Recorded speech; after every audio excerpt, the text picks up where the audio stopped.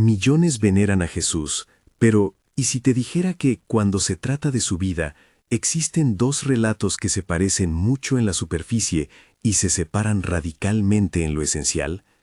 Hoy vamos a recorrer, con calma y con rigor, 7 diferencias clave entre la figura de Jesús en la Biblia y la figura que aparece en el Corán.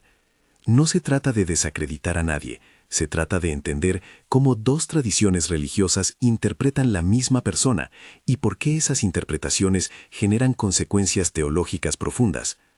Empezaremos por el principio, su nacimiento, y avanzaremos hasta lo que su retorno significa para cada fe.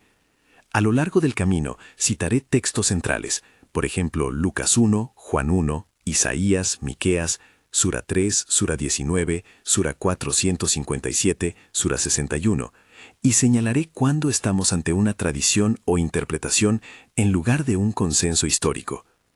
Imagina dos escenas puestas una junto a la otra. En una noche en Belén. Pastores llegan anunciando lo inexplicable. Los ancianos recitan profecías de antaño. Una comunidad entera se percata de que algo en la historia de Dios está cambiando. En la otra, una mujer joven, sola bajo una palmera en el desierto, escucha la voz de un mensajero divino. Su nacimiento será un signo directo, y en momentos posteriores, el niño hablará desde la cuna para defender la honra de su madre. Ambas imágenes transmiten asombro, pero el marco interpretativo que las rodea es distinto. Una insiste en el cumplimiento de antiguas promesas proféticas dentro de la historia de Israel. La otra enfatiza un signo inmediato y una prueba de la intervención directa de Dios en torno a María. Esa diferencia inicial, cómo se ubica el nacimiento, marca buena parte de lo que vendrá después. 1. Nacimiento y contexto profético.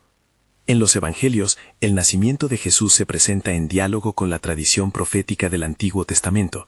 Isaías habla de una señal, Isaías 7, que los cristianos interpretan como anuncio de la venida del Emanuel. Miqueas profetiza un origen humilde en Belén, Miqueas 5:2. El relato de Lucas delimita un contexto histórico y litúrgico, un anuncio angelical a María, la visita a Isabel, los cánticos de los pastores y más tarde la presentación en el templo, Lucas 1:2. En la lectura cristiana, este conjunto no es solo un hecho biográfico, es el cumplimiento de una promesa que enlaza la obra de Dios en Israel con la llegada del Mesías. El nacimiento virginal no es un misterio aislado, está inserto en una narrativa de esperanza colectiva y de continuidad profética. El Corán, por su parte, conserva la afirmación del nacimiento milagroso de María, Sura 19, Mariam, es el capítulo central sobre este episodio. Allí la figura de María recibe un tratamiento singular. Su pureza, el anuncio por parte del ángel y el asombro de la comunidad son elementos destacados. Pero el Corán coloca el episodio en un marco distinto. El énfasis recae en la señal y en la defensa de la integridad de María frente a quienes la acusaban. En un momento, el mismo niño habla desde la cuna como signo y testimonio de la verdad de su nacimiento. Sura 19. En contraste con la escena colectiva y profética de Belén, la escena coránica es íntima, dirigida a rebatir calumnias y a mostrar la intervención directa de Dios para preservar la honra de su sierva. Además, las referencias coránicas tienden a presentar el hecho como prueba de la capacidad divina de obrar signos, más que como cumplimiento programado de textos mesiánicos anteriores. La convergencia inicial es real. Ambas tradiciones aceptan un nacimiento extraordinario, un papel excepcional de María y la intervención angelical. Pero la interpretación del fenómeno difiere. Para la Biblia, el nacimiento es parte de la trama redentora de Israel. Para el Corán, es una señal de la autoridad de Dios y una respuesta a cuestionamientos concretos. Esa distinción no es meramente académica. Si el nacimiento es cumplimiento profético, entonces la identidad de Jesús se ancla en una continuidad con la revelación anterior. Si es sobre todo una señal, su papel se entiende más como mensajero punto de un acto unitario de Dios. ¿Qué implica eso para cómo cada tradición le atribuye a Jesús autoridad y significado? Lo veremos a medida que avancemos. Antes de seguir, si esta comparación te está resultando reveladora, escribe en los comentarios si conocías estas diferencias y cuál te sorprendió más. Tu opinión nos ayuda a dirigir los próximos videos hacia las preguntas que más te inquietan. 2. Identidad, hijo de Dios o profeta. Esta es quizá la línea de fractura más decisiva entre ambas tradiciones. En el cristianismo, a partir de textos como Juan 1, la afirmación cristológica es radical. El Hijo encarnado, el Verbo que estaba con Dios y era Dios, entra en la historia humana. La declaración de Jesús como Hijo de Dios y la articulación trinitaria posterior configuraron una cristología en la que la divinidad de Jesús no es un atributo añadido, sino la clave para entender su obra redentora. Llamarlo Hijo no es simple metáfora filial. En el marco bíblico y dogmático cristiano, significa participación real en la identidad misma de Dios, lo que explica por qué sus palabras y acciones llevan peso salvador. Juan 1, los evangelios sinópticos también recogen a Jesús como Mesías y Señor. El Corán, en cambio, insiste en un monoteísmo sin fisuras. Versos como los que se encuentran en Sura 471 advierten contra la atribución de una filiación divina a Jesús. En la lectura coránica, decir que Dios engendró o tuvo un hijo sería una forma de desviación teológica. El Corán llama a Jesús Isa, le reconoce su estatus profético, lo honra como palabra y espíritu enviado por Dios, Sura 3, pero rechaza la identificación con la divinidad. Esa categoría de profeta-siervo enfatiza la absoluta trascendencia de Dios y la dependencia total de cada mensajero respecto a la voluntad divina. Las consecuencias prácticas de esa diferencia son enormes. Si Jesús es en su esencia divino, como sostiene la tradición cristiana, entonces su muerte y resurrección adquieren un estatuto único. Lo que él realiza tiene efectos ontológicos en la relación entre Dios y la humanidad. Si por el contrario, Jesús es un profeta excepcional, pero radicalmente humano, como insiste la ortodoxia islámica, entonces su función se desenvuelve dentro de la lógica de la revelación profética: traer guía, confirmar la ley anterior y señalar a Dios, sin que su persona misma sea el vehículo de una reconciliación ontológica. Hablamos aquí de soteriología, de cómo se entiende la salvación. La pregunta ¿qué nos salva y por qué? Recibe respuestas distintas según la identificación que demos a Jesús. Es importante subrayar que el Corán respeta y ennoblece a Jesús de forma singular entre los profetas. Le atribuye signos, habla con él y lo menciona en términos altamente honoríficos, por ejemplo, Sura 3 y Sura 19. Pero al hacerlo dentro de una teología estrictamente monoteísta, coloca un límite claro: Jesús no comparte la divinidad de Dios. En términos de diálogo, ese punto es central. No se trata solo de matices sobre títulos religiosos, sino de percepciones distintas sobre la misma realidad última. 3. Milagros, autoridad propia o permiso divino. Tanto la Biblia como el Corán narran milagros de Jesús: sanar enfermos, devolver la vista, incluso resucitar muertos, forman parte del repertorio de señales que rodean su ministerio en los evangelios. En casos como la resurrección de Lázaro, Juan 11, los textos cristianos no presentan el milagro como un mero acto prodigioso, lo muestran como manifestación de autoridad sobre la vida y la muerte, y como anticipo del reino que Jesús proclama. Los milagros confirman su palabra y revelan, a los ojos de los oyentes, que en él hay algo más que un hombre sabio, hay autoridad divina actuante. En el Corán también aparecen milagros, pero con una lógica interpretativa diferente. El libro afirma signos del poder de Dios manifestados a través de ciertos actos de Jesús: sanar por permiso de Dios, dar vida a un ave modelada de barro por permiso de Dios. Sura 3 y Sura 5 hacen referencia a algunas manifestaciones de poder. El énfasis coránico en la frase «por permiso de Dios» subraya la dependencia total del profeta respecto de la acción divina. En otras palabras, los milagros no son prueba de una naturaleza divina independiente, sino testimonio de la capacidad de Dios de obrar a través de sus siervos. Esa diferencia en la lectura altera la significación teológica del milagro. En la tradición cristiana, el milagro contribuye a ratificar la identidad mesiánica y, en última instancia, la autoridad salvífica de Jesús. En la tradición islámica, el milagro confirma la veracidad del mensajero y la soberanía de Dios, pero no cambia la condición ontológica del profeta.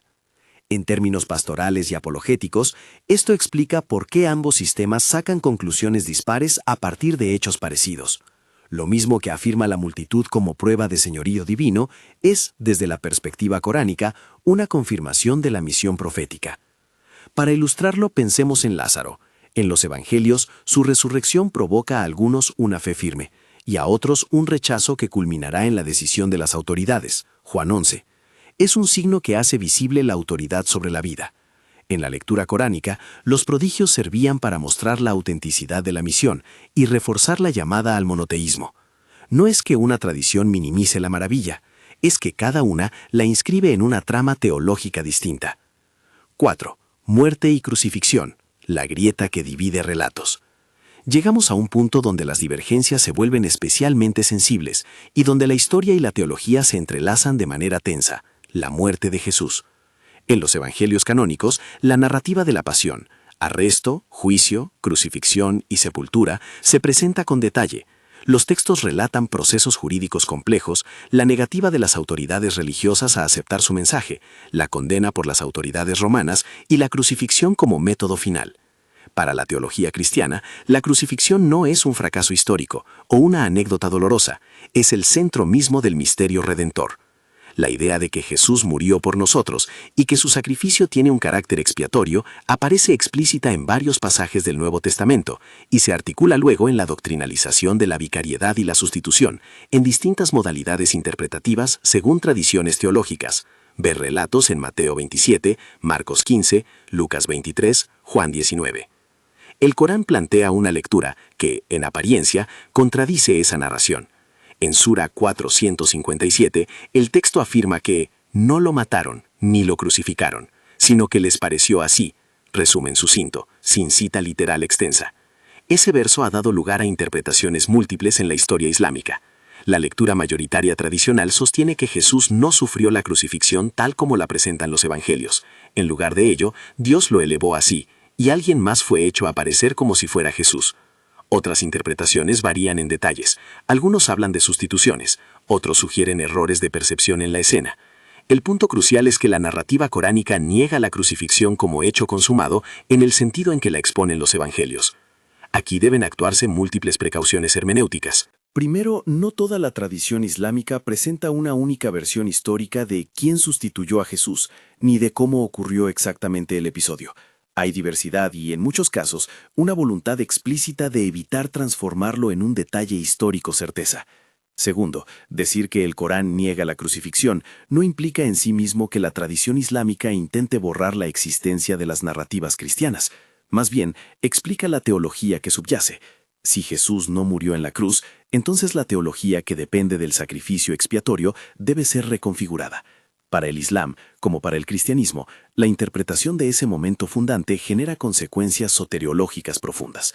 En la tradición cristiana, la crucifixión y la muerte de Jesús permiten hablar de reconciliación, de sacrificio sacramental y de cumplimiento de las tipologías veterotestamentarias.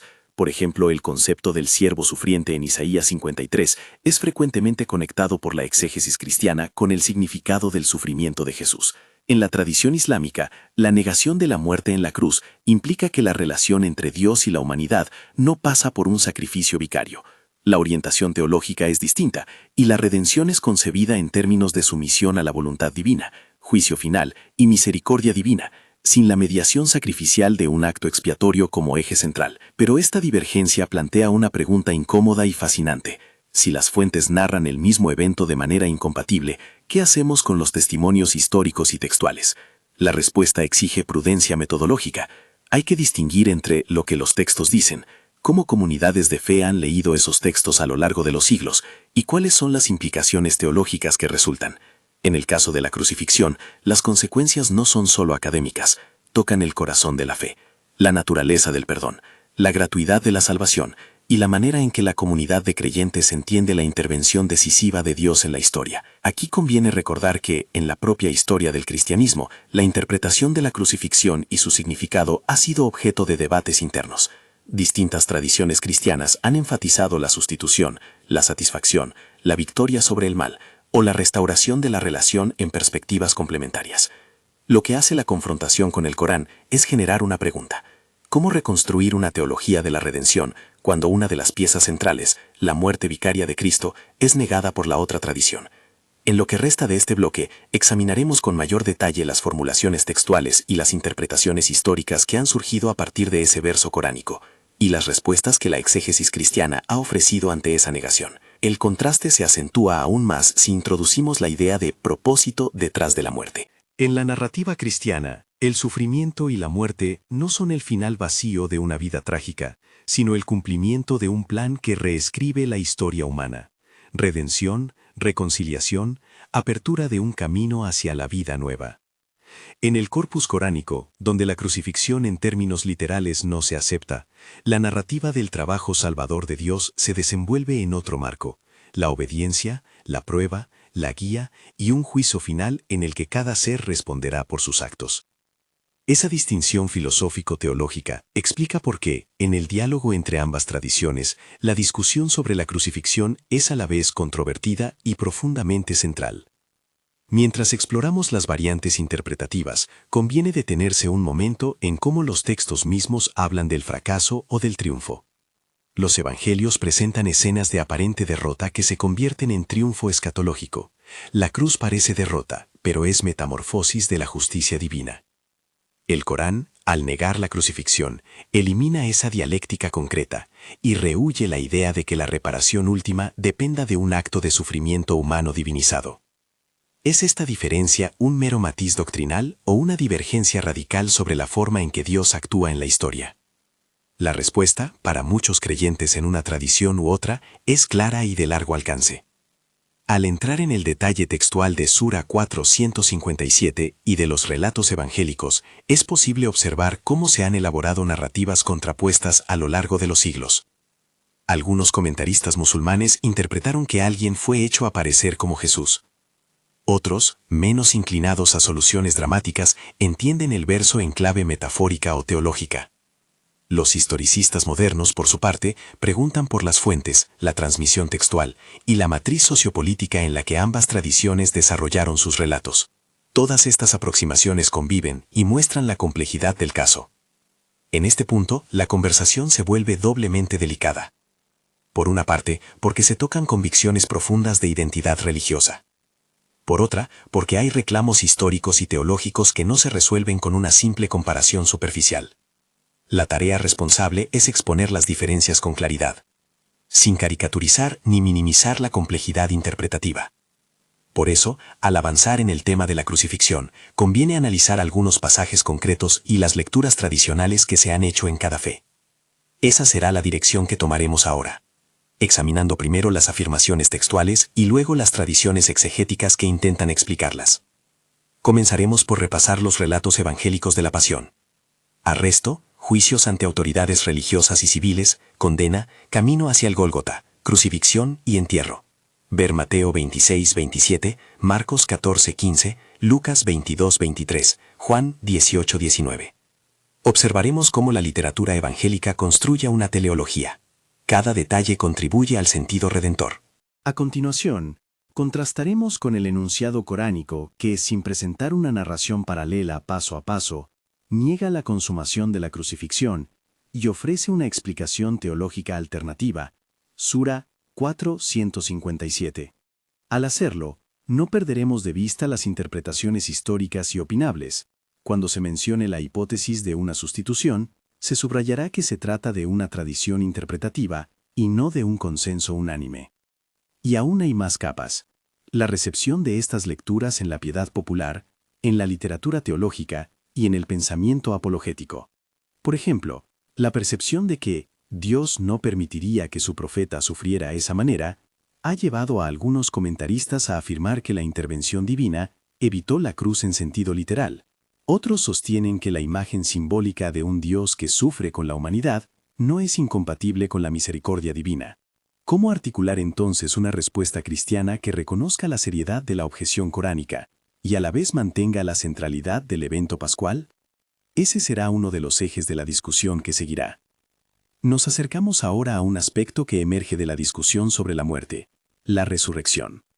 En la narrativa cristiana, la resurrección física de Jesús no es un añadido opcional ni una esperanza abstracta, es la piedra angular de la fe. Véase Lucas 24, Juan 20-21.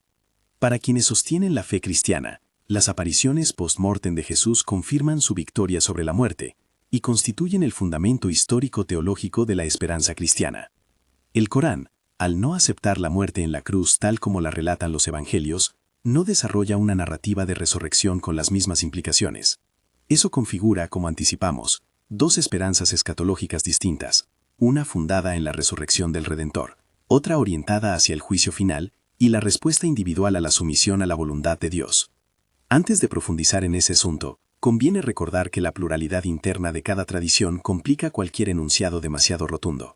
Existen musulmanes que, a lo largo de la historia, han ofrecido lecturas muy literales o muy simbólicas de Sura 457. Existen cristianos que han interpretado la resurrección en términos más místicos o más históricamente anclados. El diálogo responsable reconoce esa diversidad sin diluir las diferencias de fondo. Al retomar la discusión sobre la muerte de Jesús y sus consecuencias, nos disponemos a examinar con más detalle los textos y las interpretaciones que han dado forma a los siglos de debate.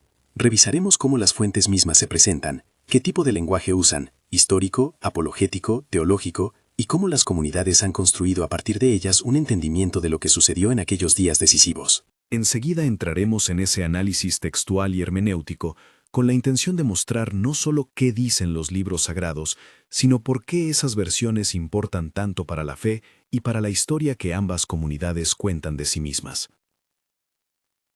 En la narrativa cristiana, la resurrección no es un epílogo sentimental, es la reivindicación definitiva de todo lo que Jesús había venido a anunciar. Los evangelios relatan que, tras la muerte y el entierro, el sepulcro fue hallado vacío, que Jesús se apareció a mujeres y a discípulos en distintos momentos y lugares, y que estas apariciones fueron leídas por las primeras comunidades como la confirmación de que la muerte había sido vencida. Lucas 24, Juan 20:21. Pablo, reflexionando sobre las implicaciones teológicas, coloca la resurrección en el centro de la fe. Si Cristo no resucitó, la fe sería vana, dice, y la esperanza de vida nueva se vendría abajo. 1 Corintios 15. Desde esta perspectiva, la resurrección no solo certifica la autoridad de Jesús, inaugura una nueva ontología para la humanidad. Quien participa de Cristo participa ya de la vida nueva que Él inaugura. En el Corán no encontramos una narración paralela de apariciones post-mortem, porque desde la óptica coránica tradicional no hubo una muerte consumada que requiriera ser vencida. Al negar la crucifixión tal como la relatan los evangelios, Sura 457, el Corán no despliega un ciclo narrativo de muerte, sepultura, resurrección para Jesús. Esa ausencia tiene consecuencias conceptuales. Si no hay muerte vicaria que sea luego derrotada por una resurrección, la estructura de esperanza y de fundamento histórico de la redención cristiana pierde su punto de apoyo. En el Islam, la salvación y la esperanza última se configuran de manera diferente. La sumisión a la voluntad divina, la misericordia y el juicio final determinan la relación entre Dios y las personas, sin depender de un sacrificio único que obtenga redención de forma vicaria. ¿Significa esto que una tradición miente y la otra dice la verdad de forma exclusiva? No es esa la discusión que interesa aquí. Más bien, lo que se evidencia es que dos religiones construyen su comprensión de lo absoluto a partir de narrativas distintas que asignan a Jesús papeles diferentes. Para el cristianismo, la resurrección constituye el punto de inflexión que transforma el pasado sagrado de Israel en la promesa presente y futura.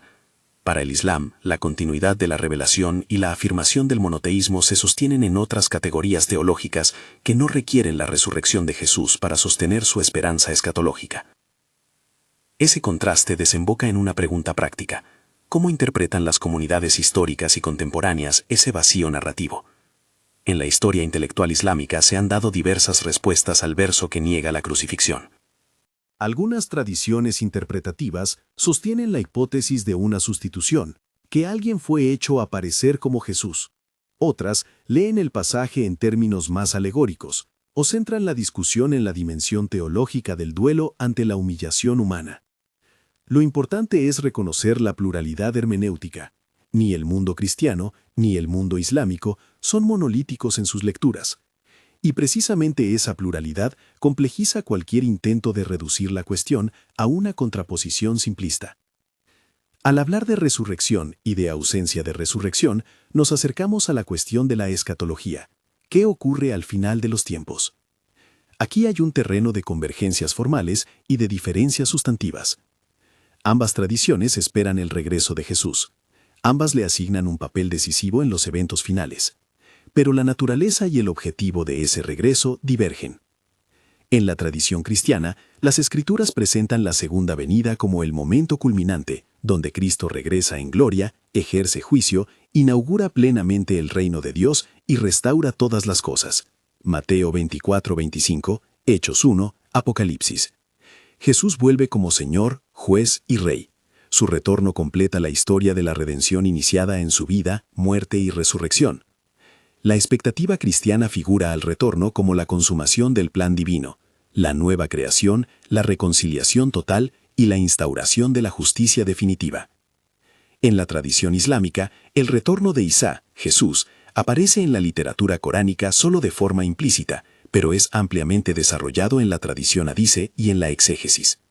Según esas tradiciones, Jesús descenderá en los últimos tiempos para desmentir reivindicaciones sobre su divinidad, derrotar al impostor apocalíptico conocido como el Dayjal, el falso Mesías, y restablecer la justicia, tras lo cual vivirá, morirá y será sepultado. Es necesario subrayar que estas consignas provienen de la tradición del Hadís, es decir, de la colección de dichos y narraciones atribuidas al profeta que han sido transmitidas y valoradas de distintas formas por escuelas y comentaristas. Por tanto, deben etiquetarse como tradición interpretativa y no como citación directa del Corán. En esa lectura, la misión final de Jesús es la rectificación, confirmar el monoteísmo, abolir prácticas erróneas y reafirmar la enseñanza profética que culmina en la figura de Muhammad. La diferencia de misión en el retorno es teológicamente reveladora. En la escatología cristiana, la segunda venida completa la obra redentora del Mesías, que ya ha actuado en la historia mediante su muerte y resurrección. En la escatología islámica, el regreso de Jesús confirma la continuidad profética y se orienta a la reparación doctrinal, negar la divinización que algunos le habrían atribuido y restablecer la pureza del monoteísmo. En el fondo, ambos relatos esperan la intervención decisiva de Dios a través de Jesús, pero cada una la inscribe en una lógica distinta: reinauguración definitiva del reino versus rectificación y testimonio final. ¿Y qué significa esto para la vida de fe hoy?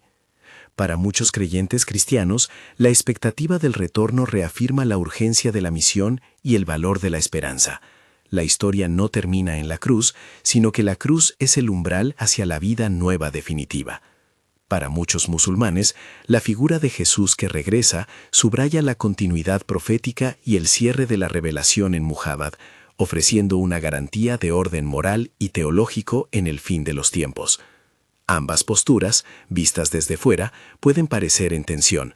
Vistas desde dentro, ambas son coherentes con marcos de sentido profundos que han modelado comunidades enteras. La sexta diferencia conduce naturalmente a la séptima, la interpretación del Paráclito o del Espíritu Santo y lo que esa lectura implica para la continuidad revelacional. En los evangelios joánicos, Jesús promete enviar al Paráclito, en griego, Parakletos, como otro ayudador que permanecerá con los discípulos, que los guiará en la verdad y dará testimonio. Juan 14:16. La tradición cristiana identifica de manera central al Paráclito con el Espíritu Santo, entendido como la tercera persona de la Trinidad, agente de santificación y presencia continua de Dios en la comunidad. En algunos acercamientos islámicos a los textos cristianos, el término Paráclito fue reinterpretado.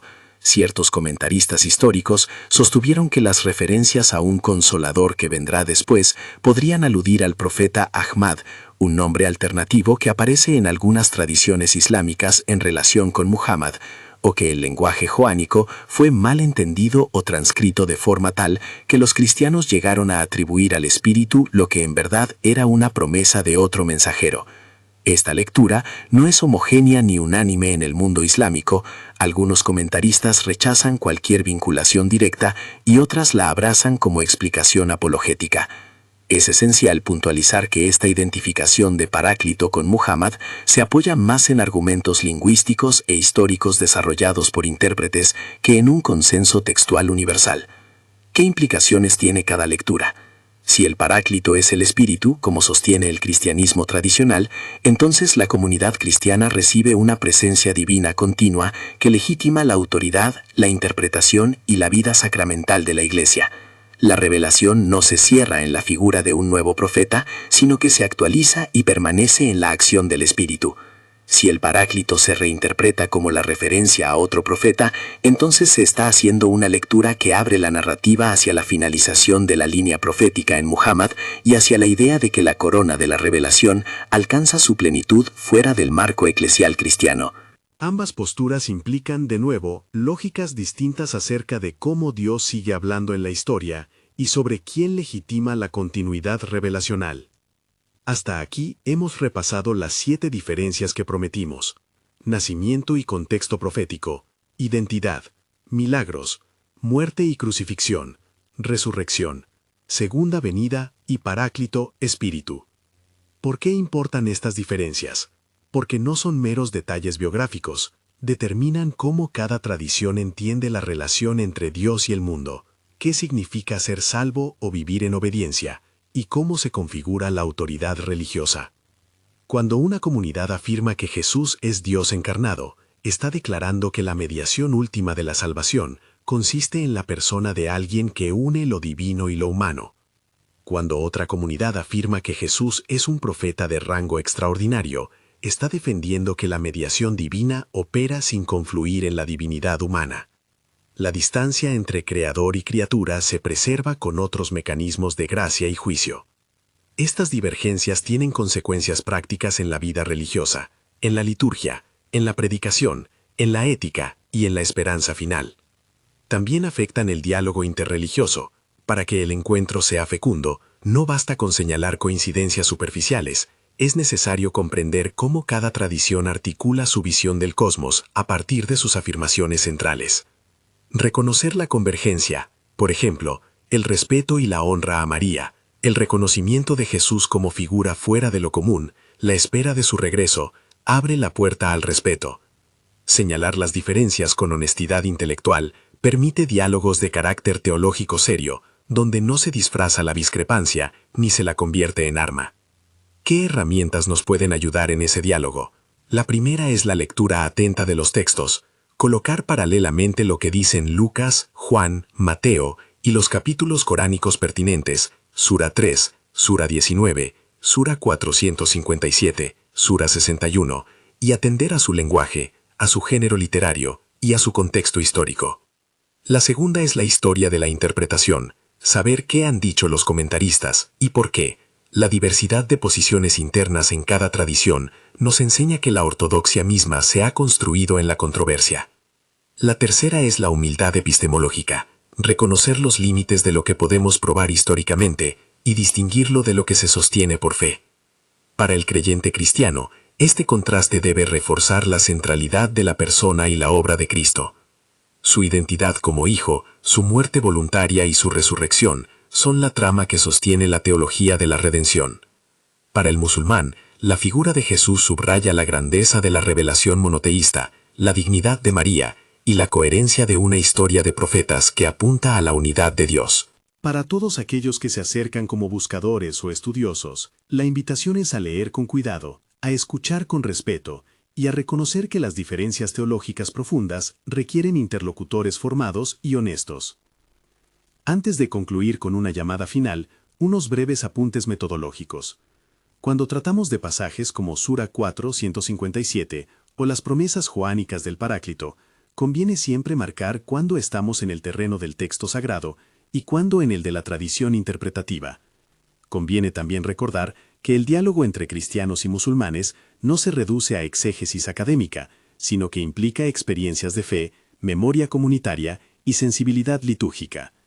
El objetivo no es obligar a la otra parte a aceptar nuestras categorías, sino promover comprensión mutua sin renunciar a la claridad doctrinal. Al volver al punto inicial del título, La vida de Jesús como nunca la has visto antes, el Islam cuenta una historia diferente. Es evidente que no se trata de dos versiones triviales de una misma biografía, sino de dos maneras de situar a Jesús en la economía de la relación entre Dios y el mundo.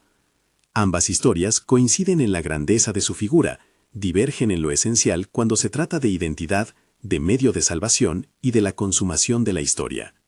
Si este recorrido te ha hecho pensar, comparte este video con alguien que aprecie un diálogo serio entre tradiciones.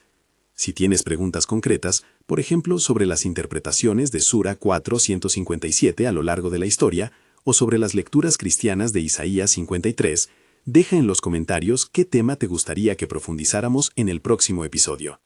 Dialogar con respeto no significa borrar diferencias, significa comprenderlas con claridad para que el intercambio sea honesto y fructífero. Gracias por acompañar este análisis. Que la búsqueda de la verdad nos lleve siempre a la humildad, al estudio riguroso y al respeto por quienes comparten la gran pregunta sobre quién es Jesús y qué significa su vida para la humanidad. Si este contenido te ha parecido útil, compártelo, suscríbete y proponme el siguiente tema que te gustaría ver. ¿Te interesa que abordemos en detalle las lecturas históricas sobre la crucifixión en las fuentes islámicas y cristianas?